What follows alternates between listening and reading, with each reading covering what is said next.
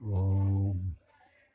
मूकं करोति वाचालं पङ्गुं लङ्घयते गिरिं यत्कृपातमहं वन्दे परिमानन्दमाधवम्। गुरुर्ब्रह्मा गुरुर्विष्णु गुरुर्देवो महेश्वरा गुरु साक्षात् परं ब्रह्म तस्मै श्री गुरुवे नमः। सर्वे भवन्तु सुखिनः, सर्वे सन्तु निरामयाः, सर्वे भद्राणि पश्यन्तु मा कश्चित् दुःखभाग् भवेत्। कर्पूरगौरं करुणावतारं संसारसारं भुजगेन्द्रहारं सदा वसन्तं हृदयारविन्दे भवं भवानी सहितं नमामि। ओम शांति।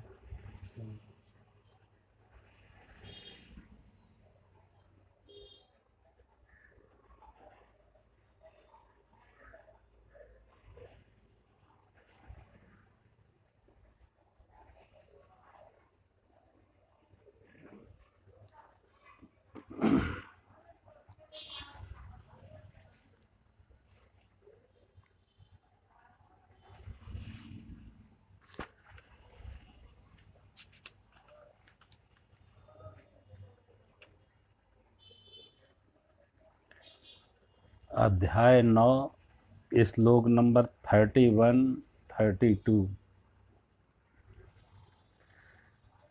क्षिप्रं भवति धर्मात्मा शाश्वतं शान्तं निगच्छति कौन्तेय प्रतिजानीहि न मे भक्ता प्रणश्यति।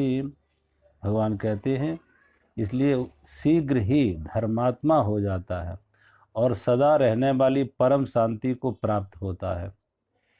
हे अर्जुन, निश्चय पूर्वक सत्य जान ले कि मेरा भक्त नष्ट नहीं होता है। अब शीघ्र ही, इसलिए वह शीघ्र ही धर्मात्मा हो जाता है। अब भगवान कह रहे कौन धर्मात्मा शीघ्र हो जाता, वो पिछले श्लोक में जो दिया हुआ है ना, कि भगवान पिछले श्लोक के अनन्य भाव से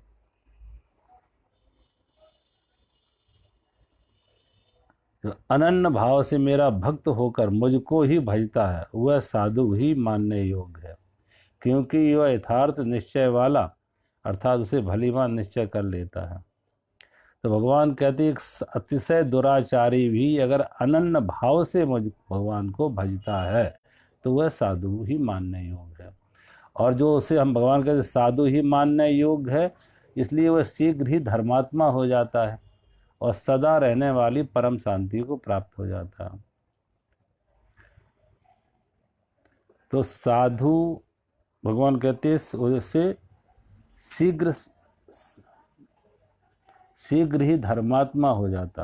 अब वो एक तरह से दोहरा रहे हैं, अगर साधु ही मानने योग्य है तो धर्मात्मा एक ही बात है, साधु कहो या धर्मात्मा कहो दोनों एक ही बात है कि जो भगवान कहते हैं वह साधु ही मानने योग्य है तो वह शीघ्र ही धर्मात्मा भी हो जाता।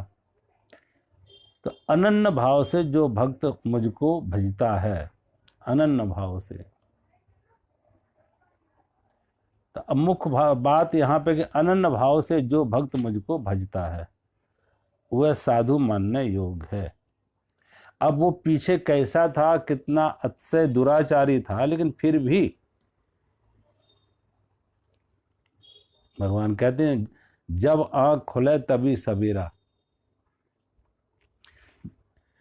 पीछे क्या था उसका कोई अर्थ नहीं है। हमने पीछे कितने स्वप्न देखे थे, अच्छे बुरे स्वप्न जो भी देखे, सुखद दुखद, पाप के पुण्य के जो भी स्वप्न देखे, आंख खुल गई, बात गई। तो जब तक भगवान कहते हैं व्यक्ति उस संसार के स्वप्न में पड़ा है, भोगों का प्रलोभन है, वासना है, विषयों में आकर्षण है, संसार की कामना है, तब तक भगवान कहते हैं वो इस सब में स्वप्न ही है, ये उसके लिए एक स्वप्न ही है। और जिस दिन इस संसार के स्वप्न से जागा, उसने देखा इनमें कहीं सुख नहीं है, इनमें कहीं सुख नहीं है, कहीं कोई तृप्ति नहीं है। ये मात्र भटकाव है, ये आकर्षण है, प्रलोभन है। ये एक इंद्रधनुष की तरह लुहावने तो हैं, लेकिन हाथ में आने वाले नहीं हैं, लुहावने हैं। तो भगवान कहते हैं जिसकी समझ जाग आ गई, जिसमें समझ आ गई, ज्ञान आ गया, जीवन में होश आ गई, और जो जाग गया स्वप्न से कि संसार में देख लिया ये मृग मरीच का है, इसमें कहीं जल मिलेगा नहीं। जो जाग गया, समझ गया कि ये मृग मरीच का है, इसमें जल मिलेगा नहीं, प्यास बुझेगी नहीं, और जितना दौड़ोगे प्यास और तेज होगी और जल कभी मिलेगा नहीं। तो जिन्होंने समझ लिया, होश जग गया, अपने अनुभव से जाना हो, दूसरों के अनुभव से जाना हो, कैसे भी जिन्होंने जाना, और जिन्होंने जाना माना नहीं, क्योंकि मान्यताएं तो फिर वो आदमी को दौड़ाती रहेंगे। आदमी मानता तो बहुत कुछ है। आज ऐसे व्यक्ति को देखो जो दौड़ भी रहे हैं उसी दौड़ में, और उसको नकार भी रहे। ये भी कहेंगे मृग मरीच का है, मृग मरीच का, वो भी यही कहेंगे संसार मृग मरीच का है, लेकिन दौड़ वो भी रहे। वो धन की दौड़ में भी हैं, पद की दौड़ में भी हैं, प्रतिष्ठा की दौड़ में भी हैं, संसार में भोगों में सुख की दौड़ में भी हैं, भोगों की दौड़ में भी हैं। उससे मुक्त नहीं है, दौड़ रहे हैं, लेकिन कहेंगे यही कि ये तो मृग मरीच का है। उनकी शब्दों में, उनकी बातों में मृग मरीच का वो भी कहेंगे। अगर कहोगे अगर मृग मरीच का ही है तो तुम क्यों दौड़ रहे हो? फिर खुद क्यों दौड़ रहे हो? फिर क्यों सुख खोज रहे हो? विषयों में, वस्तुओं में, धन में, मान में, पद में फिर क्यों खोज रहे हो? लेकिन वो सब उनकी मान्यताएं हैं। सुना है, पढ़ा है, कहीं शास्त्रों में पढ़ा है, किसी संत से सुना है, तो सुना है, पढ़ा, इसलिए मान लिया, जाना नहीं है। जिस दिन व्यक्ति जानता है, अपने अनुभव से जानता है, उस दिन यात्रा उसकी रुक जाती है, उस दिन आंख खुल जाती है, दौड़ रुक जाती। फिर मृग मरीचिका में फिर नहीं दौड़ेगा, फिर वो रेगिस्तान में, बालू में जल नहीं खोजेगा, रुक गया। लेकिन जब तक रुका नहीं है, दौड़ जारी है, तब तक उसके पास जानना नहीं हो सकता। मान्यताएं उसने पकड़ रखी हैं, और वो मान्यताओं को दोहरा रहा हो शब्दों में, लेकिन व्यवहार में नहीं आया, शब्दों में दोहरा रहा है। तो भगवान कहते हैं जिसने जाना है, जिसने जान लिया है, वो कैसा भी हो, पिछला जन्म दुराचारी भी रहा हो, लेकिन जाग गया तो जाग गया। कितना पहले दौड़ा, बात खत्म हो गई। जब जागा, जब दौड़ रुकी, तुम कह सकते हो उसके पहले कि तुम भी तो दौड़ते रहे। बिल्कुल दौड़ते रहे। कितने ऐसे उदाहरण देखो। कल जो मैं बात कह रहा था कि संसार के भोगों में, ऐश्वर्य में कितने लोग पड़े थे, लेकिन आंख खुल गई किसी भी समय। बाल्यावस्था में किसी की खुल जाए, किसी की किशोर अवस्था में खुल जाए, किसी की जवानी में खुल जाए, और किसी की जवानी में, बुढ़ापे में भी आंख खुल जाए, होश आ जाए। और मृग मरीचिका को समझ ले, एक मृग मरीचिका है, ये रेगिस्तान की बालू चमक रही है, पानी नहीं है। किसी भी उम्र में, किसी भी अवस्था में होश आ जाए और ये दौड़ रुक जाए।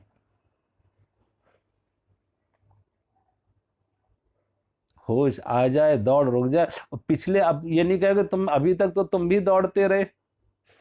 कभी कभी ऐसे होता है कि बहुत बार लोगों कहते हैं कि पहले तो तुम जीवन भर तुम भी दौड़ते रहे, अब बुढ़ापे पे तुम्हें ये बातें याद आ गई। ये भी हो सकता है कि बुढ़ापे पे उसे याद नहीं आ गई, उसकी मजबूरी हो गई तो दौड़ाने लगा।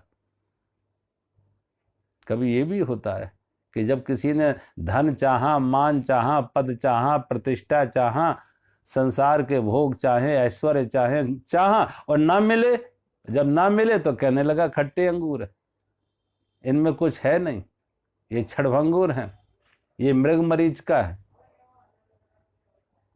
तो ये उसका ज्ञान नहीं है, ये आत्म अनुभूति नहीं है, ये सुनी सुनाई रटी रटाई बातें। और ऊपर ऊपर से आरोपित है, थोपी हुई है, अंदर की मान्यता नहीं है, अंदर का होश नहीं है। मौका अभी भी खोज रहा है कि कोई मौका मिले, कुर्सी के लिए, धन का, पद का मौका खोज रहा, मौका नहीं मिल रहा तो कह रहा मृग मरीच का।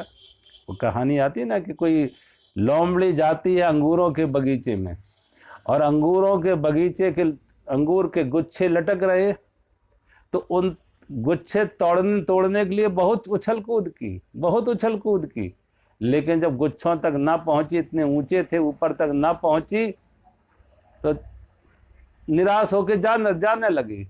और जब निराश होकर जाने लगी तो कहते किसी और लोमड़ी ने पूछा, क्या हुआ, तुमने खाए नहीं अंगूर? कहा ये अंगूर तो खट्टे हैं, मुझे नहीं खाना है। कहा ये अंगूर तो खट्टे हैं, मुझे नहीं खाना है। अब खाने की चेष्टा खूब की, उछल कूद खूब की, लेकिन पहुंच ना सकी, पा ना सकी। तो कभी कभी ऐसे लोग जो पहुंच नहीं सके, पा ना सके, तो कहने लगे खट्टे अंगूर है।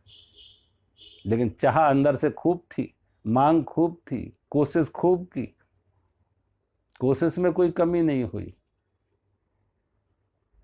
तो ऊपर ऊपर से ये शब्द आरोपित कर लिए कि इनमें सुख नहीं है, ये खट्टे अंगूर है। इसलिए कभी काफी लोगों को आप देखो, ऐसे पलायनवादी लोग, खूब उन्होंने दौड़ भाग की, संसार की, पद प्रतिष्ठा की, जब चारों तरफ से असफलता ही असफलता हाथ आई, धन में भी असफलता, व्यापार में भी असफलता, पद प्रतिष्ठा में भी असफलता। रामचरित मानस कहते हैं, नार मोही ग्रह संपत नासी, मूड मुड़ाए भये सन्यासी। नार मोही ग्रह संपत नासी, पत्नी की मौत हो गई, धन संपत्ति का ह्रास हो गया, घाटे पड़ गए। नार मोही ग्रह संपत नासी, पत्नी की मौत, परिवार का मोह टूटा, इधर संपत्ति व्यापार में भी घाटा पड़ गया। तो अब क्या करना, बाबा जी बन जाओ, साधु बन जाओ। ना मूड मुड़ाए भये सन्यासी, मुंडन करा लिया, कपड़े बदल लिए, साधु बन गए। अब उनसे पूछो तो अब वो शब्द वो भी दोहराएंगे, ये मृग मरीच का है, कुछ है नहीं इसमें, कुछ है नहीं। लेकिन खोज तो खूब थी, चाह तो खूब थी, और ना मिल पाए तो मजबूरी का, और कहते हैं ना, मजबूरी का नाम महत्व। एक व्यक्ति तो सब कुछ होते हुए त्यागता है, जिसके पास सब कुछ है और फिर त्याग रहा है, सुख नहीं मान रहा उनमें। और एक व्यक्ति मजबूरी में है ही नहीं कुछ, और तो कह रहा मैंने त्याग दिया। था क्या जो त्यागा? कुछ था ही नहीं तो त्यागा क्या? तो वो उसका त्याग बहुत प्रामाणिक नहीं होता है, और वो उसका त्याग बहुत आंतरिक नहीं होता है, भीतर से नहीं होता है। बुद्ध ने घर त्यागा, बात समझ में आती थी। बुद्ध ने त्यागा, महावीर ने त्यागा, जैनियों में 24 तीर्थकर हुए, 24 तीर्थकर ने घर परिवार संसार त्यागा। उनकी बात समझ में आती, उनका त्याग सच्चा था, अंदर से था, कि उनके पास सब थे, सुख थे, वैभव थे, ऐश्वर्य था, सारे भोग थे, सब कुछ था, धन था, मान था, पद प्रतिष्ठा थी, भोग थे, ऐश्वर्य था, सब कुछ था उनके पास। और फिर उन्होंने देखा कि इनमें सुख नहीं है, इनमें शांति नहीं है, ये मृग मरीच का है। तो वो उनका त्याग सही त्याग है, असली त्याग है, प्रमाणिक त्याग है, अंदर से त्यागा है, अंदर से होश जगा है, अंदर से अनुभव आया, आत्म अनुभव में जगा है, अंदर से अनुभूति से त्यागा उन्होंने। लेकिन लोग जिनके पास कुछ था ही नहीं और कहते हम तो त्याग दिया, क्या त्यागा? था क्या तुम्हारे पास?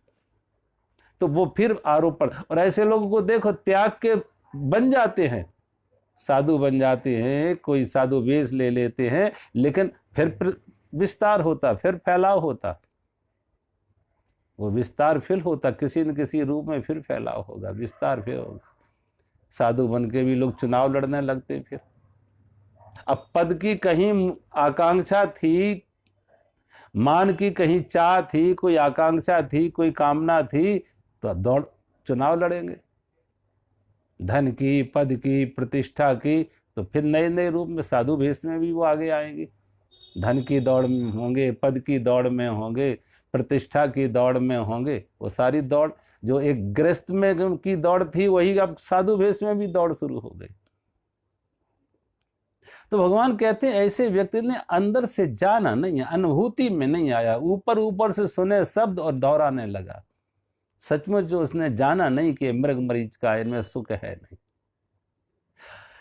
ऐसे लोग जिन्होंने जाना है अनुभव से, और कभी भी, अब जब कल जो मैं बात कह रहा था कि अंगुलीमाल इतना बड़ा डाकू होके संत बन गया, वाल्मीकि इतना बड़ा डाकू होके संत बन गया। किस उम्र में, किस अवस्था में, किस घटना, किस परिस्थिति में किसकी आंख खुल जाए, कौन सा कारण उसे जगाने के लिए हो जाए, उसकी नींद तोड़ने के लिए कोई भी कारण उसकी नींद तोड़ने में सहायक हो जाए। तो भगवान कहते एक बार उसकी नींद टूटी, पीछे वो क्या था वो उसका कोई अर्थ नहीं। अब जो था सो था। उनके स्वप्नों का विश्लेषण नहीं करना है कि उसके स्वप्नों का विश्लेषण करके कौन से स्वप्न देखे, अच्छे स्वप्न बुरे स्वप्न।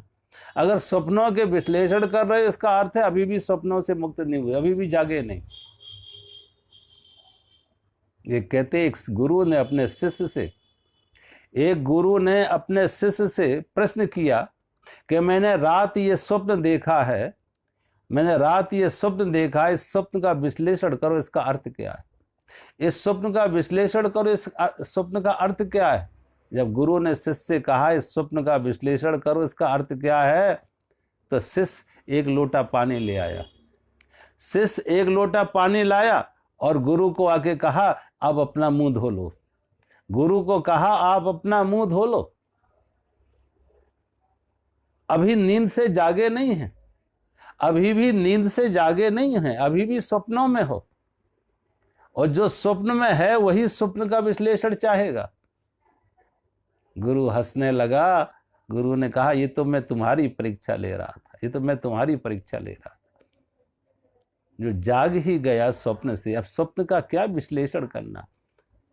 अच्छा स्वप्न था, बुरा स्वप्न था, धर्मात्मा का स्वप्न था, पापात्मा का स्वप्न था, पुण्य का था, पाप का था, स्वप्न तो स्वप्न था। अब जाग ही गए तो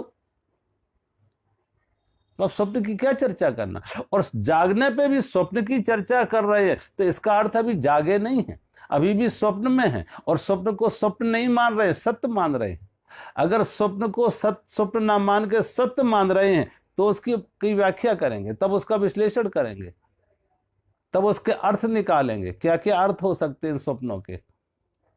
अब जाग गए तो फिर क्या, स्वप्न तो स्वप्न है। अब जो भी हो, पुण्य का हो, पाप का हो, धर्म का हो, अधर्म का हो, पुण्य स्वप्न तो स्वप्न है। ऐसे ही भगवान कहते जो पीछे क्या था, पुण्यात्मा था, पापात्मा था, जो कुछ भी रहा हो, आंख खुल गई, जाग गया। अब जाग गया भगवान के, जैसे वो जागा फिर क्या होता है उसके अंदर, अब अनन्य भाव, मेरा भक्त हो गया, भगवान का भक्त, अनन्य भाव जगा। उधर से हटा, संसार से हटा तो परमात्मा की तरफ मुड़ा, पदार्थ से हटा तो परमात्मा की तरफ मुड़ा, संसार से हटा तो आत्म तत्व की तरफ मुड़ा, अपने अंदर, बाहर से हटा अंदर की तरफ मुड़ा, और अंदर की तरफ मुड़ा तो परमात्मा के प्रति उसके अब अनन्य भाव। अब उसके अन्न का अर्थ है संसार में अन्न है और परमात्मा अनन्य है, संसार अनेक है और परमात्मा एक है। संसार अनेकता में, संसार अनेकता में है और परमात्मा एक में है।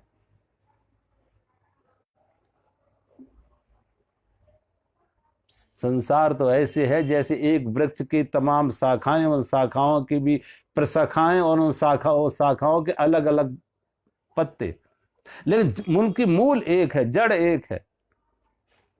परमात्मा की तरफ मुड़ने का मतलब है जड़ की तरफ, मूल की तरफ आ गए, मूल की तरफ लौट आए, अपने केंद्र की तरफ।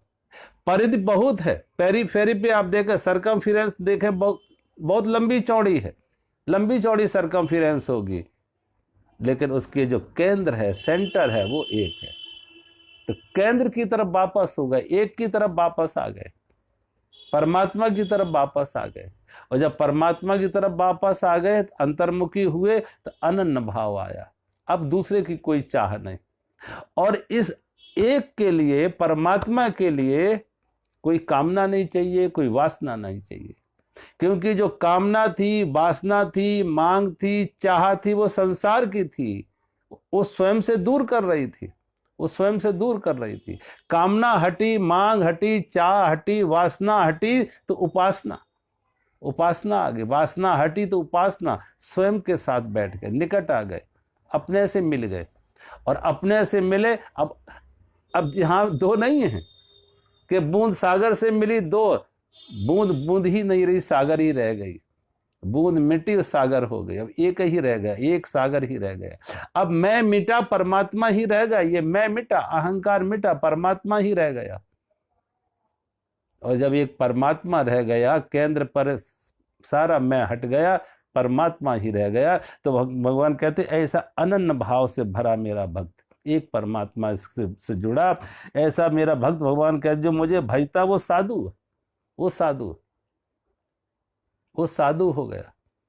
अब पीछे वो क्या रहा, साधु का अर्थ है परमात्मा से जुड़ गए। और जो भगवान जैसे साधु कहते उसी को भगवान कहते वो शीघ्र ही धर्मात्मा हो जाता। धर्मात्मा, धर्मात्मा अर्थ का अर्थ है स्वधर्म की तरफ लौट आया, अंतर की तरफ लौट आया। और परधर्म क्या, सुधर्म और परधर्म। परधर्म क्या था, बाहर की यात्रा, वस्तु और व्यक्तियों की यात्रा, अपने से दूर जाना, संसार की तरफ दौड़ना, विषयों वासनाओं की तरफ दौड़ना। लेकिन धर्मात्मा कब, अब बाहर की वस्तु व्यक्ति के लिए तरह तरह से बुराइयां का रास्ता, लेकिन स्वयं की तरफ लौटने के लिए कोई सोचो, कोई बुराई होगी, किसी का कुछ छीनेगा। धन सीमित है, धन किसी का छीन के आदमी धनवान बनेगा, किसी का धन छीन के व्यक्ति धनवान बनेगा। पद सीमित है, किसी का पद छीन के पद पाएगा, किसी का धन छीन के धनवान बनेगा, किसी का पद छीन के पद पर बैठेगा। क्योंकि वस्तुएं सीमित हैं, चाहने वाले अनेक हैं। वस्तुएं सीमित है, चाहने वाले अनेक। एक है स्वयं की तरफ लौटना, घर वापसी, स्वयं की तरफ लौटना। अगर स्वयं की तरफ लौट रहा तो धर्मात्मा ही, किसी को कुछ छीनेगा नहीं, न किसी का धन छीना है, न किसी का पद छीना है, न किसी की कोई प्रतिष्ठा, दूसरे से कोई संबंध रहा ही नहीं, उसका दूसरे से कोई संबंध ही नहीं रहा। अपने वापस लौटा, अपने घर में वापस लौट आया। संसार के जब हम व्यवहार में होते हैं, दिन भर जब जागृत अवस्था में संसार के व्यवहार में होते हैं, तो कितनों के साथ स्पर्धा होती है, छीना झपटी होती है, लड़ाई झगड़े होते हैं, कलह होती है, स्पर्धा होती है। लेकिन वही दिन भर की स्पर्धा के बाद, छीना झपटी के बाद, आपाधापी के बाद, कलह के बाद, संघर्ष के बाद, रात्रि जब सोने आ जाता, रात्रि में जब सोता है, गहरी नींद में जाता, सुसुप्ति में जाता, तो सुसुप्ति में कोई संघर्ष है, कोई छीना झपटी है, कोई आपाधापी है। संसार सीमित था, लेकिन जब अपने आत्मा से जुड़ा, सुसुप्ति में आया, गहरी नींद में आया, तो हर व्यक्ति का समान अधिकार है। हर व्यक्ति को पर्याप्त, सुसुप्ति में पर्याप्त उसको विश्राम मिलेगा, पर्याप्त ताजगी मिलेगी, पर्याप्त विश्राम मिलेगा, पर्याप्त शांति मिलेगी। वहां कोई कमी नहीं है। जितना चाहे गहरी से गहरी उसे जो शांति मिली, संतोष मिला, भगवान कहते ऐसे व्यक्ति को परम शांति मिल जाती, परम शांति। जो धर्मात्मा हुआ, यानी बाहर की दौड़ बंद हुई, अंतर्मुखी हुआ, तो अब उससे बुराई तो होगी नहीं, पाप तो होगा नहीं उससे। क्योंकि दौड़ बाहर, स्पर्धा है वो बाहर की, संसार की स्पर्धा है, आत्मज्ञान की तरफ स्पर्धा नहीं है किसी के साथ। बुद्ध की किसी से स्पर्धा हो सकती है, महावीर की किसी स्पर्धा, हर व्यक्ति की। भाई एक बीज में वृक्ष बनने की पूरी संभावना है। एक बीज में वृक्ष बनने की पूरी संभावना है। और हर बीज में ऐसा नहीं कि इस बीज ने इस दूसरे बीज की संभावना छीन ली हो। दूसरा बीज भी आप वृक्ष नहीं बन सकता, क्योंकि पहले बीज ने उसकी किसी ने किसी की संभावना छीनी नहीं है। हर बीज में पूरी की पूरी टोटल पोटेंशियलिटी है, संभावना है वृक्ष बनने की।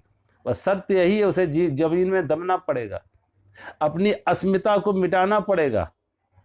अपनी अस्मिता को मिटाए, जमीन में दड़े, अज्ञात में जाए, और फिर अंकुरण आएगा, वृक्ष बनेगा। तो कोई दूसरा बीज ये नहीं कह सकता इसने मेरी संभावना छीन ली। ऐसे ही बुद्ध बनने की संभावना हर व्यक्ति की है, महावीर बनने की संभावना हर व्यक्ति की है, कबीर, नानक, कृष्ण बनने की संभावना हर व्यक्ति की है। कोई किसी का के साथ स्पर्धा नहीं है, कोई किसी का अधिकार छीन नहीं रहा है। लेकिन हाँ, शहंशाह बनना हो, सिकंदर बनना हो तो सब सिकंदर नहीं बन सकते। सिकंदर एक ही बन पाएगा। लाखों करोड़ों में कोई सिकंदर एक ही बन पाएगा, विश्व विजयी कोई एक ही बन पाएगा, क्योंकि यहाँ वस्तुएं सीमित है, वस्तुएं सीमित है, आत्मज्ञान सीमित नहीं है, परमात्मा सीमित नहीं है। परमात्मा को पाने का सबका समान अधिकार है, और सबके अंदर पूरा का पूरा परमात्मा बैठा हुआ है। हर बूंद को सागर बनने का अधिकार, हर बूंद को सागर बनने का, और हर लहर को सागर बनने का अधिकार है, हर लहर को। और असल में अधिकार नहीं है, लहर सागर ही है, अधिकार नहीं है, लहर सागर ही है। वो जाग जाए, देख ले कि मैं सागर हूं। लहर बनी तो सागर, लहर है तो सागर, लहर का विलय हुआ तो सागर। लहर की कोई सत्ता सागर से अलग कोई लहर की सत्ता है? लहर की कोई सत्ता सागर से अलग नहीं है। तो ये सवाल नहीं है कि लहर सागर कैसे बने, कब बने, क्या करे। कुछ नहीं करना, सिर्फ जाग जाए और अपने अंतर में झांक ले कि मेरा मूल स्रोत क्या है, वो जुड़ी कहाँ है, वो स्रोत को देख ले, कहाँ से जुड़ी है, स्रोत को देख ले तो सागर से जुड़ी है, सागर में है, सागर में विलय। सागर से अलग कोई स्रोत उसका है ही नहीं, कुछ होना उसका है ही नहीं सागर से अलग, उसका अस्तित्व सागर से जुड़ा है। और लहर तो एक कल्पना है, एक नाम रूप है, असल में तो है तो सागर ही। और सभी लहरें, सागर एक है और लहरें अनंत है, अनंत अनंत लहरों में एक ही सागर समाया हुआ। इसलिए भगवान कह रहे बाहर के संसार में अनेक संसार अनेक है, लेकिन परमात्मा सब में एक ही है। और हर जैसे हर लहर में सागर है, ऐसे हर जीव में परमात्मा है, हर प्राणी में परमात्मा है। बस वो अपने अंतर में झांके, जैसे अपने अंतर में झांका तो अब उससे बुराइयां का कोई सवाल नहीं, वो धर्मात्मा तो है ही, क्योंकि किसी का कुछ छीनने नहीं जा रहा, किसी के साथ स्पर्धा नहीं है, किसी के साथ कुछ छीना झपटी नहीं है, किसी के साथ वैर नहीं है, शत्रुता नहीं है किसी के साथ। और ऐसा व्यक्ति जो धर्मात्मा हो जाता है, अंतर्मुखी हो जाता, अपने से जुड़ जाता, भगवान कहते हैं उसे परम शांति, परम शांति। क्योंकि अशांति तो बाहर की दौड़, बाहर की दौड़ में थी, अशांति तो बाहर की दौड़ में थी, अशांति तो विषयों की वासनाओं की दौड़ में थी। जब कोई विषय नहीं, कोई वासना नहीं, कोई बाहर की दौड़ नहीं, तो परम शांति, परम विश्राम। जो सुख रास नाम असनामा, जो सुख धाम राम असनामा, सकल लोकदायक विश्रामा। भगवान राम का नाम राम दिया, क्यों राम दिया? जो सुख रास राम नाम अस रामा, जो सुख धाम नाम अस रामा, सकल लोकदायक। जो सारी सृष्टि को विश्राम देने वाला है, जो सारी सृष्टि को विश्राम देने वाला है, सुख का धाम है, वो राम है। तो वो राम हमारी आत्मा, राम हमारी आत्मा, हमारी आत्मा जो है वो विश्राम है, वो परम शांति है। जिन्होंने अपने अंदर खोजा वो पा गए, जिन्होंने बाहर खोजा वो भटक गए। इसलिए आप देखो गहरी नींद में दिन भर के प्रपंच से आदमी थक जाता, बाहर की आपाधापी में श्रम में आदमी दिन भर में थक जाता, जागृत अवस्था में थक जाता, तो अंत में जाके वो गहरी नींद में जाता तो विश्राम। कभी कभी ऐसे लोगों को देखो, ज़्यादा आपाधापी में, लाभ हान में, जन्म मृत्यु में, घाटा मुनाफा में, ऐसे लोगों को क्या होता है, ब्लड प्रेशर बढ़ जाता है। और जब ब्लड प्रेशर बढ़ जाता, क्यों? बाहर का प्रपंच, बाहर की भाग दौड़, बाहर की कामनाएं, बाहर की वासनाएं ब्लड प्रेशर बढ़ा रही है। कभी लाभ, कभी हान, घाटा, मुनाफा, मेरा तेरा, जन्म मृत्यु, संयोग वियोग, अब ब्लड प्रेशर बढ़ जाता है। अब जब ब्लड प्रेशर बढ़ता है, डॉक्टर क्या कहते हैं? उसको सोने का इंजेक्शन दो, सोने का इंजेक्शन दो, सो जाए, बाहर की दुनिया से हट जाए, अंदर की दुनिया से जुड़ जाए, विश्राम में, डीप स्लीप में बाहर की दुनिया से हटे, अंदर से जुड़े, तो विश्राम में, तो शांति आ जाती है। और शांति आ जाती है, ब्लड प्रेशर उसका बराबर आ जाता, नॉर्मल हो जाता। ब्लड प्रेशर, रक्तचाप भी उसका नॉर्मल हो जाता। क्यों? ये रक्तचाप का जो कारण था वो बाहर का संसार था, बाहर का पाना और खोना, संयोग और वियोग, मान और अपमान, लाभ और हानि। जब बाहर से हटा तो अब कोई स्पर्धा नहीं, कोई होड़ नहीं, कोई लाभ हान नहीं, कोई घाटा मुनाफा नहीं, कोई संयोग वियोग नहीं, अंदर से जुड़ गया, तो परम शांति, परम शांति। तो भगवान कहते हैं परम शांति क्यों? जो बाहर से हटे हैं वो अंदर से जुड़े हैं। और भगवान कहते हैं जो बाहर से हटे और अंदर जुड़े, ऐसे को भगवान कहते हैं परम शांति की प्राप्ति हो जाती है। और अर्जुन को कह रहे, हे अर्जुन, तो निश्चय पूर्वक सत्य जान कि मेरा भक्त कभी नष्ट नहीं होता। भगवान कहते हैं अर्जुन, तू सत्य जान के मेरा भक्त कभी नष्ट नहीं होता। नामे भक्ता प्रणश्यति, भगवान कहते मेरा भक्त कभी, नामे भक्ता प्रणश्यति, भगवान कहते मेरा भक्त का कभी नाश नहीं होता, तू निश्चय जान। और भगवान कहते हैं अर्जुन को, कहते हैं अर्जुन तू निश्चय कर ले, तू निश्चय पूर्वक सत्य जान ले। देखो, जब तक ये भाव नहीं होता, विश्वास नहीं होती, ऐसी श्रद्धा अटूट नहीं होती। ये श्रद्धा की बात है कि हमारी श्रद्धा कितनी अटूट है। रामचरितमानस में भगवान राम ने जब नवदा भक्ति सबरी को गिनाई तो कहते हैं 5वीं भक्ति कहा मंत्र जाप, लेकिन मंत्र जाप के साथ एक शब्द और जोड़ दिया, दृढ़ विश्वास। मंत्र जाप मम दृढ़ विश्वासा, मंत्र जाप मम दृढ़ विश्वासा, ओ पंचम भजन सुवेद प्रकाशा। भगवान कहते हैं मंत्र जाप। अब मंत्र कुछ भी हो सकता, कोई नाम नहीं दिया कौन सा मंत्र, राम का हो, कृष्ण का हो, देवी का हो, हनुमान का हो, कोई भी, ओम हो, सतनाम हो, बाहगुरु हो, कुछ भी नाम हो, नाम कुछ भी हो, लेकिन भगवान ने दूसरी बात जो है वो महत्व की। क्या दूसरी बात? मम दृढ़ विश्वास, भगवान में दृढ़ विश्वास। किसी भी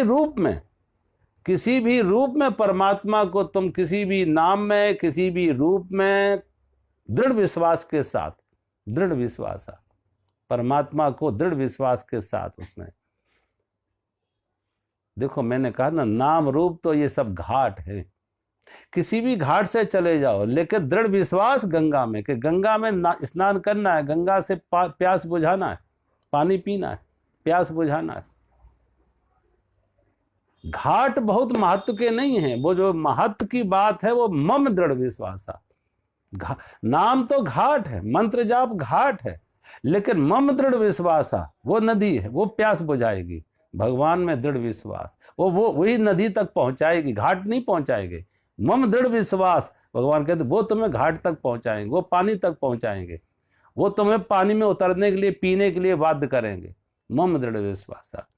तो भगवान कहते हैं जो व्यक्ति मुझ में ऐसा दृढ़ जान लेता है, मेरा भक्त दृढ़ निश्चय कर लेता है, निश्चय पूर्वक सत्य जान ले कि ऐसे मेरे फिर भक्त का नाश नहीं होता, उसका दृढ़ विश्वास आ जाए। इसी को भगवान कहते हैं दृढ़ विश्वास का अर्थ है उसमें ऐसा भाव आ जाए, भक्ति आ जाए, श्रद्धा आ जाए, श्रद्धा आ जाए। श्रद्धावान लभते ज्ञान, उसी को श्रद्धा का कि दृढ़ विश्वास, ये निश्चय पूर्वक निश्चय। और ये निश्चय किसी के कहने से नहीं आता, कभी भी नहीं आता, ये स्वयं के अनुभव से आता है, अंदर से आएगा। जब व्यक्ति, मैं बहुत बार कहते हैं, व्यक्ति दुनिया की तरफ ना देखो, स्वयं की तरफ देख लो। और स्वयं की तरफ, स्वयं के जीवन का विश्लेषण करके देख लो कि आज हम जहां तक पहुंचे हैं, जो धन पाया, मान पाया, पद प्रतिष्ठा पाया, सुख सुविधा पाया, भोग पाए, जो भी पाया, जो भी ऐसा पाया जिससे मेरे मन को प्रसन्नता हुई, खुशी हुई, शांति मिली, उस सब में मेरा पुरुषार्थ था क्या? मेरा पुरुषार्थ था, मेरी योग्यता थी, ये कृपा थी। 100 में 99 में तुम यही कहोगे कोई पुरुषार्थ नहीं, कोई योग्यता नहीं, मात्र कृपा, मात्र उसकी कृपा। अब जिसने अभी तक कृपा की कि आगे कृपा नहीं करेगा? जिसने यहां तक ले आया कृपा करके, वो आगे हाथ पकड़ के नहीं ले जाएगा? सोचो, जो कृपा करके यहां तक ले आया, अब वो आगे लेके नहीं जाएगा, अब साथ छोड़ेगा क्या? और जिसने आज तक कृपा की है, अब आगे नहीं करेगा क्या? उसकी कृपा पर हमें भरोसा हो, विश्वास हो। उसी को भगवान कहते हैं, जो निश्चय पूर्वक सत्य जान लेता है, ऐसे मेरे भक्त का कभी नाश नहीं होता, कभी नहीं होता। भगवान कहते हैं, उसको हम पकड़ के रखते हैं, जैसे माँ अपने बच्चे का हाथ पकड़ के रखती है, कैसी विपरीत परिस्थितियों में भी माँ की नजर हर समय बच्चे पर होती है कि कहीं इसको गिर ना जाए, चोट ना लग जाए। ऐसी भगवान कहते, मैं अपने भक्त को हर समय उसकी रक्षा के लिए उसके आसपास रहते, साथ रहते। लेकिन अब यहां पे है क्या? भगवान कहते, अर्जुन को कहते निश्चय पूर्वक, क्योंकि हाथ भगवान नहीं पकड़ेंगे, हाथ तो भक्त को पकड़ना पड़ेगा, ये ध्यान रखो, यही अंतर है। भगवान ने हाथ पकड़ा तो नहीं छोड़ेगा, लेकिन भगवान कहते हैं हम नहीं हाथ पकड़ेंगे, हाथ तो तुमको पकड़ना पड़ेगा। इतनी ये फ्रीडम तुम्हारी है, ये चॉइस तुम्हारी है, ये निर्णय तुम्हारा है कि हाथ तुम्हें पकड़ना पड़ेगा। अन्यथा ये तो भगवान का पक्षपात होगा कि किसी का हाथ पकड़े और किसी का हाथ ना पकड़े, किसी का हाथ पकड़े और किसी, ये तो पक्ष। भगवान कहते हैं ना, हाथ में नहीं पकड़ना, हाथ तो मेरे हैं, लेकिन जो चाहे सो पकड़ ले, ये चॉइस तुम्हारी है, ये निर्णय तुम्हारा है। तो जो भगवान का हाथ पकड़ लेते हैं निर्णय निश्चय पूर्वक सत्य मान के, वो पार हो जाते हैं।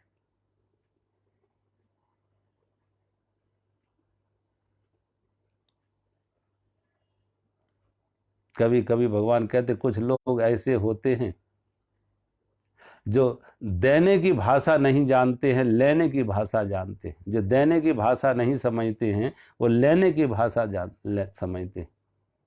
कहते हैं कोई व्यक्ति, कोई व्यापारी, कोई दुकानदार गड्ढे में गिर गया। जब गड्ढे में गिर गया तो लोग उसे निकालने गए, लोग उसे निकालने के लिए गए और उसको कहा तू अपना हाथ दे, उसको अपना कहा तू अपना हाथ दे कि मैं तुझे ऊपर खींच लूं। जब उसको कहा हाथ दे तो वो हाथ ऊपर नहीं लाया, क्योंकि उसने जीवन में कभी देना सीखा ही नहीं था, वो तो लेना सीखा था। उसने जीवन में कभी देना नहीं सीखा था, उसने लेना ही सीखा था। तो जब उसको लोग कह रहे हैं हाथ दे, तो वो हाथ नीचे किए, हाथ नहीं दे रहा। एक समझदार एक साधु कोई आया, उस साधु ने कहा, अरे भाई ये व्यापारी है, इसे देने की बात ना कहो, इससे लेने, इसे कहो लेने की बात, इससे लेने की बात कहो। तो जब वो साधु उसके पास गया और कहा कि तू मेरा हाथ ले, जब कहा मेरा हाथ ले, तो उसने हाथ पकड़ लिया, कहा मेरा हाथ ले, हाथ पकड़ लिया। तो भगवान कहते हैं ये निर्णय तुम्हारा है, हाथ पकड़ना तुम्हारा काम है, ये निर्णय तुम करो। भगवान निर्णय नहीं करेगा, भगवान के हाथ तो है, भगवान तो बरस रहा है। अब पात्र को सीधा रखना, उल्टा रखना, ये निर्णय तुम्हारा है। तुम उल्टा चाहो उल्टा रख लो, सीधा चाहो सीधा रख लो, छोटा चाहो छोटा पात्र रखो, बड़ा चाहो बड़ा पात्र रख लो। परमात्मा तो बरस रहा है, तुम उल्टा रखोगे तो खाली रह जाओगे, छोटा रखोगे थोड़ा ले पाओगे, बड़ा रखोगे ज्यादा ले पा जाओगे। ये निर्णय तुम्हारा है। इसलिए भगवान कहते हैं अर्जुन को कि अर्जुन तू निश्चय पूर्वक सत्य जान ले कि मेरा भक्त का कभी नाश नहीं होता, ना मेरे भक्ता प्रणश्यति, मेरे भक्त का कभी नाश नहीं होता। जब भगवान का भक्त का नाश होगा कैसे? असल में तो देखो, भक्त का नाश तो हो ही चुका, भक्त है कहां? भक्त और भगवान दो कहां रहे? दो है ही नहीं। वो उसकी अस्मिता मिट गई, उसका मैं मिट गया, वो दो है कहां? वो तो बांसुरी बन गया, वो तो बांसुरी बन गया। अब शब्द स्वर संगीत परमात्मा का है, वो तो बांसुरी बना। अब बांसुरी क्या थकेगी, बांसुरी का क्या नाश होगा? कोई बोलते बोलते थकेगा तो कौन थकेगा? बजाने वाला थकेगा। कोई बोलते बोलते थकेगा तो बजाने वाला थकेगा, बांसुरी नहीं थकेगी, क्योंकि उसका मैं से मुक्त हो गया। वो उसके पास अब मैं है ही नहीं। अब वो तू ही तू रह गया, परमात्मा ही परमात्मा रह गया। बूंद ना रही, सागर हो गई। और वो निमित्त रह गए, वो बांसुरी हो गया, परमात्मा के अधरों की बांसुरी हो गया। बजाए तो उसकी मर्जी, ना बजाए तो उसकी मर्जी, और जैसे चाहे वैसा बजाए उसकी मर्जी। तेरी रजा में राजी, अपनी कोई मांग नहीं, अपनी कोई चाह नहीं। तो अब उसका नाश कैसे होगा? थकेगा तो वही वही थकेगा जो बजा रहा। और संगीत अच्छा है या बुरा है, लोग तालियां पीट रहे हैं या तालियां नहीं पीट रहे, स्तुति हो रही है निंदा हो रही, वो कह रहे हैं उसमें भक्त का कोई लेना नहीं, वो तो बांसुरी है, ये तो बजाने वाले के ऊपर है। स्तुति है तो परमात्मा की, निंदा है तो परमात्मा की, सफलता है तो परमात्मा की, असफलता है तो परमात्मा की। भगवान कहते हैं ऐसा भक्ति जो मैं से मुक्त हो गया, निश्चय पूर्वक होंगे, मेरा भक्त की कभी नाश नहीं होता है। क्योंकि भक्त का जो है असल सत्य है, उसके नाश का कोई सवाल नहीं। भक्त का नाश का अर्थ है भगवान का नाश। क्योंकि भक्त और भगवान अब दो ना रहे, बूंद और सागर दो ना रहे। अब बांसुरी और बजाने वाले दो नहीं है। अब बांसुरी का मैं गया तो बजाने वाला ही रह गया, बजाने वाला ही रह गया।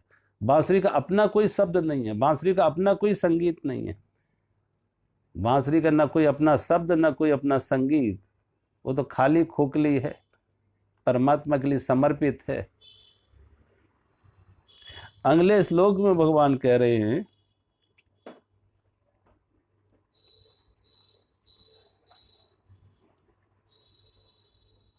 माम ही पार्थ व्यापास पाश्रित्य, माम ही पार्थ व्यापाश्रित्य ये अपि स्यु पापयोनया स्त्रियां वैश्या तथा शूद्रा ते यान्ति पराम गतिम।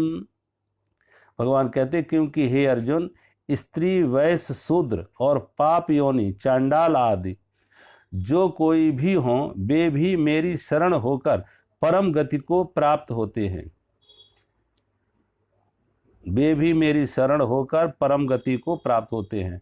भगवान की शरण में जो जाते हैं वो परम गति को प्राप्त होते हैं। कौन कौन लिखते हैं? भगवान है स्त्री वैश्य शूद्र और पाप योनि चांडाल आदि जो भी कोई है।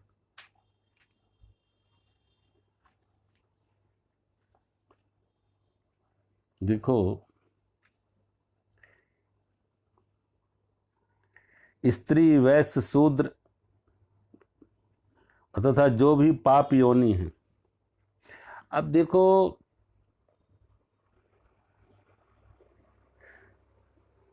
बूंद क्या थी, कैसी थी बूंद? सोचो, छोटी थी, बड़ी थी, किस तरीके की बूंद थी?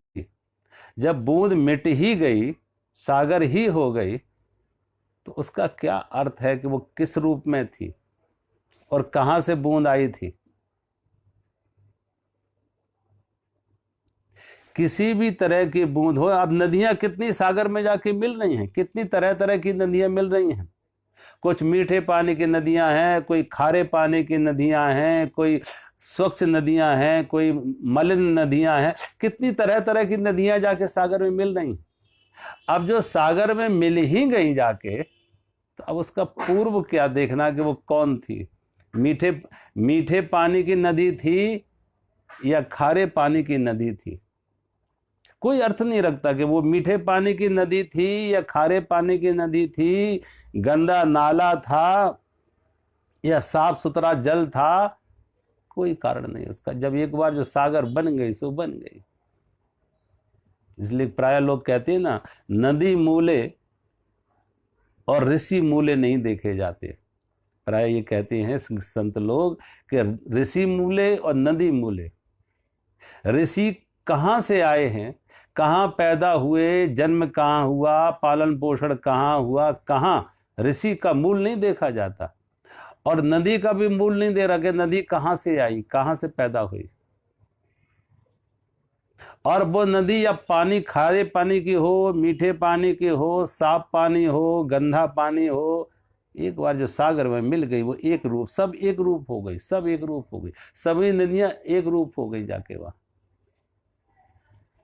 तो भगवान कहती है वो किसी भी रूप में हो, स्त्री के रूप में हो, पुरुष के रूप में हो, ब्राह्मण क्षत्रिय वैश्य किसी भी रूप में हो।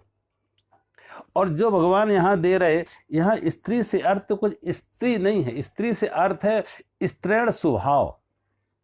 पुरुष में भी स्त्रीण स्वभाव होते हैं और मनुष्य में भी स्त्रीण स्वभाव होते हैं।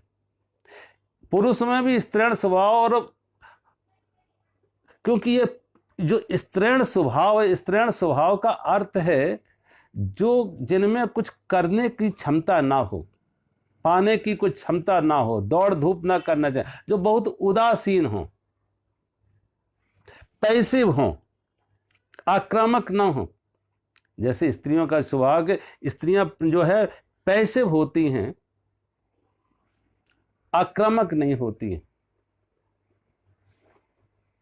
ज्यादा आप देखो दुनिया भर के जितना कंपटीशन में, भाग दौड़ में पुरुष ज्यादा है। चुनाव भी देखो तो पुरुष ज्यादा लड़ेगा, युद्ध भी ज्यादा देखो पुरुष ज्यादा करेगा। कभी नहीं सुना कोई स्त्रियों में कोई सिकंदर बना हो। स्त्रियां कभी आक्रमण नहीं करती हैं, आक्रामक नहीं होती हैं। स्त्रियां में थोड़ी उदासीनता होती है, उपेक्षा भाव होती है। यथा स्थिति, जैसी स्थिति है वो उसी में राजी है। यथा स्थिति, जैसी स्थिति है उसी में राजी है। वो कोई नई खोज हो, नई कुछ हो, कम। तो जो इसी को कहा है स्त्रीण स्वभाव। वो पुरुषों का भी हो सकता है स्त्रीण स्वभाव, और कुछ स्त्रियों में भी हो सकता है जिसमें पुरुषत्व का स्वभाव हो, पुरुष का स्वभाव हो। स्त्रियां भी ऐसी हैं जिनमें पुरुष का स्वभाव है, जो आक्रामक है, और पुरुष भी कुछ ऐसे हैं जो अनाक्रामक हैं, उदासीन हैं, स्त्रीण स्वभाव के। तो भगवान कहते हैं चूंकि मनुष्य जो स्त्री या पुरुष दोनों स्त्री और पुरुष के संयोग से हुए, हर पुरुष में आधी स्त्री है, हर स्त्री में आधा पुरुष है, हर पुरुष में आधी स्त्री है, और हर स्त्री में आधा पुरुष है। इसलिए तो भगवान शिव को कहते हैं ना अर्धनारीश्वर। भगवान शिव को कहते हैं अर्धनारीश्वर। हर व्यक्ति, हर स्त्री पुरुष आधा नारी है। अब उसमें प्रधानता किस चीज की है? किसी में स्त्रीण स्वभाव की प्रधानता है तो स्त्री हो गई, किसी में पुरुष स्वभाव की प्रधानता है, पुरुषत्व की प्रधानता है तो पुरुष हो गए। और पुरुष स्वभाव की प्रधानता का अर्थ यही है कि जो थोड़ा आक्रामक है, भाग दौड़ करना चाहता है, कुछ पाने के लिए आतुर है, उत्साहित है, आतुर है कि कहीं कुछ पहुंचना है, कहीं कुछ पाना है। कुछ चाहे भौतिक जगत हो या आंतरिक जगत हो, चाहे परमात्मा हो या पदार्थ हो, दोनों के लिए कुछ जो क्रियाशीलता है, पाने की कुछ आतुरता है, वो पुरुष का स्वभाव है। और स्त्रीण स्वभाव थोड़ा निष्क्रिय है, निष्क्रियता में। तो भगवान कहते हैं भले जो निष्क्रियता में भी जी रहे हैं वो भी पाने के अधिकारी हैं। जो निष्क्रियतम स्त्री स्वभाव का मतलब जो निष्क्रियता में जी रहे हैं, लेकिन उनको भी भगवान कहते हैं वो पा सकते हैं। ना मालूम कब उनके अंदर का पुरुष जग जाए। जो स्त्रीण स्वभाव में है उनके अंदर कब पुरुष का स्वभाव जग जाए, कब निष्क्रियता उनकी सक्रियता में बदल जाए, कब उनकी उदासीनता कुछ पाने की दौड़ में आ जाए। आज तो आप देखो, आज के समय में तो ऐसा बड़ा मुश्किल है। आज तो स्त्रियां जीवन के हर क्षेत्र में आपको मिलेंगी। राजनीति में स्त्रियां, व्यापार में बहुत आगे स्त्रियां, आज यूनिवर्सिटियां टॉप करने में, पढ़ाई लिखाई में लड़कियां हमारी आगे आ रही हैं। आर्मी में भी स्त्रियां, एयरफोर्स में स्त्रियां, अंतरिक्ष की खोज में स्त्रियां। तो अब कौन सा क्षेत्र है? तो इस तरीके की जहां सक्रियता है, जहां कुछ पाने का, नई खोज, नया पाना, नया नया जीवन, भाग दौड़, ऐसा वो भगवान कहते वो। और कोई भी हो, भौतिक संपदा हो या आध्यात्मिक संपदा हो, बाहर की खोज हो या अंदर की खोज हो, लेकिन व्यक्ति को सक्रिय होना है, खोज जारी रखनी है, उदासीन होके निष्क्रिय होके बैठना नहीं है। तो वो भगवान कहते स्त्रीण स्वभाव है। फिर वैश्य शूद्र, भगवान के वैश्य शब्द का अर्थ है, शूद्र का अर्थ है कि जो शरीर के स्तर पर जीते, शरीर के स्तर पर जो जीते हैं, भगवान कहते वो शूद्र है। और इसीलिए हर व्यक्ति, भगवान कहते हर व्यक्ति जो भी पैदा होता है वो जन्म से शूद्र होता है। हर व्यक्ति, वो किसी भी घर में पैदा हो, ब्राह्मण घर में पैदा हो, क्षत्रिय घर में पैदा हो, वैश्य किसी भी घर में पैदा हो, हर व्यक्ति जन्म से शूद्र होता है, क्योंकि वो शरीर के स्तर पर जीता है। जो शरीर के स्तर पर जी रहे हैं वो शूद्र है। ऐसे व्यक्ति को देखो, बस भोजन कपड़ा और रोटी कपड़ा और मकान, बस, और उन्हें कुछ नहीं चाहिए, रोटी कपड़ा और मकान। पेट को रोटी मिल जाए, शरीर को कपड़ा मिल जाए, रहने की शरीर को जगह मिल जाए, बस पर्याप्त, और उन्हें कुछ नहीं चाहिए। तो जो रोटी कपड़ा मकान तक सीमित हैं, उनके लिए कोई परमात्मा की उन्हें कोई जरूरत नहीं। ना वो भौतिक विकास में रुचि रखते हैं, ना कोई आध्यात्मिक विकास में कोई रुचि रखते हैं, ना उन्हें कोई भौतिक संपदा चाहिए, ना आध्यात्मिक संपदा चाहिए। वो जैसी स्थिति है, थोड़ी भोजन वस्त्र और आवास, उसी में संतुष्ट हैं। तो ना वो बाहर की संपदा ग्रहण कर पाते हैं, ना अंदर की संपदा ग्रहण कर पाते। वो पदार्थ से भी वंचित रह जाते हैं, वो परमात्मा से भी वंचित रह जाते हैं। भगवान कहते हैं वो शूद्र है। शूद्र का कोई जाति विशेष नहीं है। ब्राह्मणों में भी शूद्र होंगे, वैश्यों में भी शूद्र होंगे, क्षत्रियों में भी शूद्र होंगे। वो किसी भी घर में हो सकते हैं। एक ही परिवार में 4 भाई हों, 4 भाई में एक भाई ऐसा होगा जो शरीर के स्तर पर जी रहा है, बस, उसकी कोई महत्वाकांक्षा नहीं, उसको कुछ पाने की कोई आतुरता नहीं, कोई मांग नहीं, शरीर, भोजन वस्त्र आवास, बस शरीर के स्तर पर वो जी रहा। शरीर को कपड़ा मिल जाए, पेट को रोटी मिल जाए, रहने की कोई जगह मिल जाए, बस। तो भगवान कहते हैं जो शरीर के स्तर पर जीते, वो कोई भी व्यक्ति हो, वो शूद्र की कोटि में आता है। वैश्य की कोटि में भगवान कहते हैं वो व्यक्ति आता है जो मन के स्तर पर जीता है। जो मन के स्तर पर जीता, वो वैश्य की कोटि में आता है। वो मात्र भोजन वस्त्र आवास से संतुष्ट नहीं होगा, कि रोटी कपड़ा मकान से संतुष्ट नहीं होगा। उसे प्रतिष्ठा भी चाहिए, उसे यश भी चाहिए, उसे मान भी चाहिए। और ऐसा व्यक्ति यश पाने के लिए, प्रतिष्ठा पाने के लिए, मान पाने के लिए, पद पाने के लिए, वो बहुत शरीर को भी निछावर कर सकता है, शरीर की भी उपेक्षा कर सकता है। जो मन के स्तर पर जीते हैं, भगवान कहते हैं वो वैश्य है, जो मन के स्तर पर जीते हैं। आज देखो चारों तरफ ऐसे व्यक्ति को शरीर को असुविधा हो तो हो, उसकी परवाह नहीं, शरीर की असुविधाओं को भी स्वीकार कर लेंगे, पेट से भूखे भी रह सकते हैं, लेकिन उनको यश चाहिए, मान चाहिए, प्रतिष्ठा चाहिए। उनके लिए ये मान, प्रतिष्ठा, यश, जो मन की जरूरत है, मन की भूख है, वो मन की भूख पर है, मन के स्तर पर जी रहे, जो मन के स्तर पर जी रहे। भगवान कहते हैं वो अभी आत्मा तक, उन्हें आत्मा की कोई खोज खबर नहीं है। उनके लिए वो प्रतिष्ठा उन्हें मिल जाए, मान मिल जाए, उनका गौरव हो, उनका यश गान हो, उनके अखबारों में नाम आ जाए, टीवी पे नाम आ जाए, उनका टेलीविजन पर, बस वहां तक वो संतुष्ट है। उन्हें कोई परमात्मा की जरूरत नहीं है, परमात्मा की कोई खोज नहीं। भगवान कहते हैं ऐसे व्यक्ति जो मन के स्तर पर जीते हैं, भगवान कहते हैं वो शूद्र। और पाप योनि, भगवान कहते हैं चांडालाद। कुछ व्यक्ति ऐसे हैं जो बेचारे शरीर मन बुद्धि से भी जरा नीचे, शरीर से भी नीचे गिरे हुए, किसी भी तरह से कोई उनके अंदर एक चाह नहीं है। अब पाप योनि में तो वैसे तो भगवान कहते देखो परमात्मा का तो सारी सृष्टि के लिए है, पशु पक्षियों के लिए भी, कि देखो भगवान को गजेंद्र ने भी पाया, गजेंद्र ने भी भगवान को प्राप्त किया, और इसलिए भगवान ने ग्रह का वध करके गज को मुक्त कराया। उसने पुकारा परमात्मा को, गोविंद कह के भगवान प्रकट हुए। जटायु ने भी भगवान को पाया, जटायु ने भी भगवान को पाया। जब भगवान सीता की खोज में 14 वर्ष वन में जाते हैं और जटायु से भेंट हुई, तो जटायु ने बताया किस प्रकार उसको रावण सीता का हरण करके दक्षिण दिशा में विमान पर बिठा के ले जा रहा था।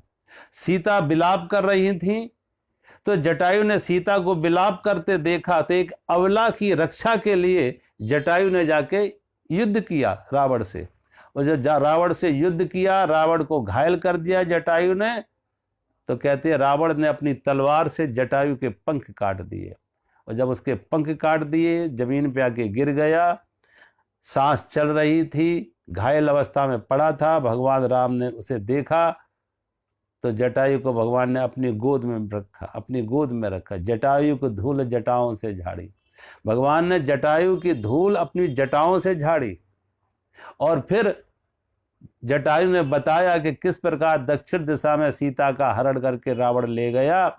मैंने सीता की विलाप सुना और मैं सीता को बचाने के लिए गया, रावण के बंधन से मुक्त कराने के लिए, रावण के चंगुल से मुक्त कराने के लिए मैं गया, लेकिन रावण ने मेरे पैर काट दिए, मेरे पंख काट दिए। तो भगवान ने जटायु को कहा तू स्वस्थ होना चाहेगा। जटायु ने कहा स्वस्थ होके क्या करेंगे। हर बाप की ये कामना होती है कि बेटे के गोद में सिर रख के प्राण त्यागूं, और यह सौभाग्य महाराज दशरथ को प्राप्त नहीं हुआ। वो सौभाग्य आज मुझे मिल रहा है कि मैं तुम्हारी गोद में सिर रख के प्राण त्यागने जा रहे, तो मुझे और जीवन जीने की चाह नहीं है। बस यही मेरा परम सौभाग्य है कि आपकी गोद में सिर रख के, आपके गोद में, और मैं अपने शरीर से प्राणों को अलग कर रहा हूं। तो भगवान राम ने कहा देखो जटायु, मैं तुमसे एक वरदान चाहते हैं, एक वचन मुझे दो, मैं तुमसे एक वचन मांग रहे हैं। तो जटायु ने कहा बताओ क्या वचन चाहिए। कि तुम मौत के बाद उसी लोक में जा रहे हो जिस लोक में मेरे पिता श्री महाराज दशरथ गए, जिस लोक में मेरे पिता श्री महाराज दशरथ गए हैं, तुम भी उसी लोक में जा रहे हो। मेरे पिता से तुम्हारी भेंट होगी जाके, और जब मेरे पिता से तुम्हारी भेंट हो तो कृपया करके मुझे उन्हें मत ये कहना कि सीता का हरण हुआ है, उन्हें ये बात मत बताना कि सीता का हरण हुआ है, अन्यथा उन्हें बहुत दुख होगा कि मैंने राम को 14 वर्ष के लिए वन में भेजा और वन में सीता का हरण, उन्हें बहुत दुख होगा। उन्हें इस बात की खबर मिलेगी, इस बात का उन्हें ज्ञान होगा। कब होगा इस बात का ज्ञान कि सीता के हरण की बात का ज्ञान कब होगा? जब रावण वहां कुटुंब सहित पहुंचेगा। जब रावण वहां कुटुंब सहित उसी लोक में पहुंचेगा जिस लोक में हमारे पिता श्री महाराज दशरथ हैं, और जटायु तुम भी वहीं जा रहे हो, तो जब रावण से भेंट होगी तो रावण बताएगा कि मैंने राम से वैर किया। और कैसे वैर किया? सीता का हरण करके। तो राम के बाण रूपी विमान पर बैठकर यहां आ गए। राम के बाण नहीं थे, वो विमान थे राम के भगवान के लोक में ले जाने के लिए। तब मेरे पिता को ज्ञान होगा।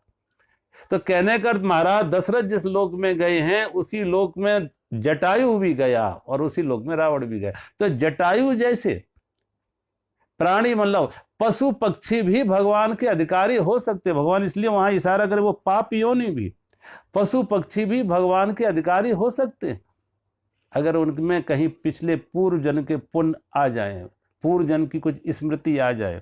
तो भगवान कहते हैं जो भी हो वो भी मेरी शरण में हो को परम गति को प्राप्त हो जाते हैं। अब जो भी, भगवान कहते हैं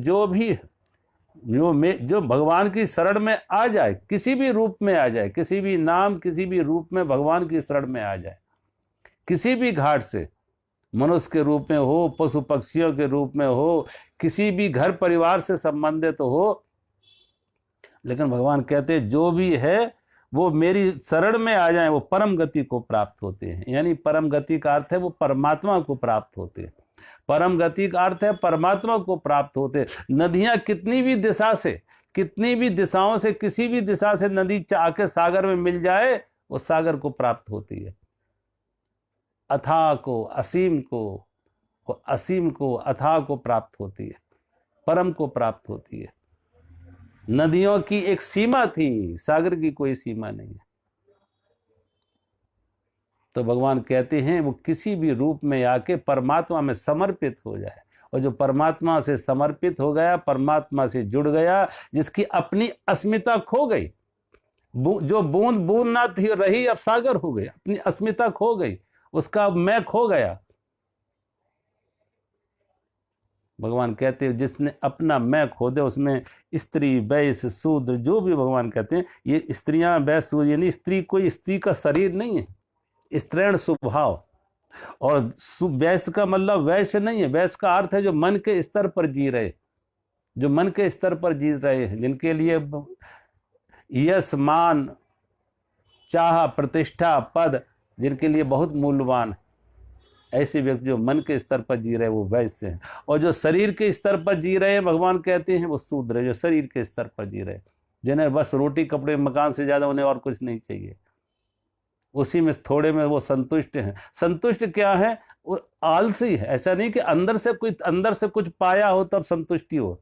देखो बड़े बड़े अच्छे संत महात्मा को देखो, उन्होंने अंदर से बहुत कुछ पाया है, और जब अंदर से कुछ पाया है तो शरीर की उनकी जरूरतें बहुत सीमित हो गई, उन्हें भोजन, वस्त्र, आवास काफी है, लेकिन अंदर से उन्होंने बहुत पाया, अंदर से वो धनवान है। बाहर से निर्धनता हो, अंदर से धनवान है। बाहर से विपन्नता हो, अंदर से संपन्नता है, अंदर की दौलत पाई है। लेकिन ऐसे व्यक्ति के पास ना अंदर की दौलत है ना बाहर की दौलत है, उसे कहते हैं शूद्र। वो शरीर के स्तर पर जी रहा है, ना अंदर की दौलत के लिए कोई उसमें उत्साह है कि अंदर की दौलत पाए, और ना बाहर की दौलत के लिए कोई उत्साह है कि बाहर की दौलत। बहुत ही निष्क्रिय है, हतोत्साहित है, आलसी है ऐसा व्यक्ति। भगवान कहते उसे कहते हैं वो शूद्र है। वो शरीर के स्तर पर सब जातियों में मिलेंगे, ब्राह्मणों में भी मिलेंगे ऐसे शूद्र, क्षत्रियों में भी मिलेंगे ऐसे शूद्र, वैश्यों में भी मिलेंगे ऐसे शूद्र, सब जातियों में मिलेंगे। और शूद्रों में भी, जिन्हें हम शूद्र कहते हैं, उसमें भी तुम्हें ब्राह्मण मिलेंगे, उसमें भी तुम्हें क्षत्रिय मिलेंगे, वैश्य मिलेंगे। ये स्वभाव है। कौन शरीर के स्तर पर जी रहा है, कौन मन के स्तर पर जी रहा है, कौन आत्मा के स्तर पर जी रहा है, और कौन परमात्मा। क्षत्रिय वो है जो आत्मा के स्तर पर जी रहा है, और ब्राह्मण वो है जो परमात्मा के स्तर पर जी रहा है, जिसकी चर्चा कल भगवान के श्लोक में करेंगे। तो आज मैं यहीं विराम करते हैं। मेरा सभी को प्रणाम। हरि ओम।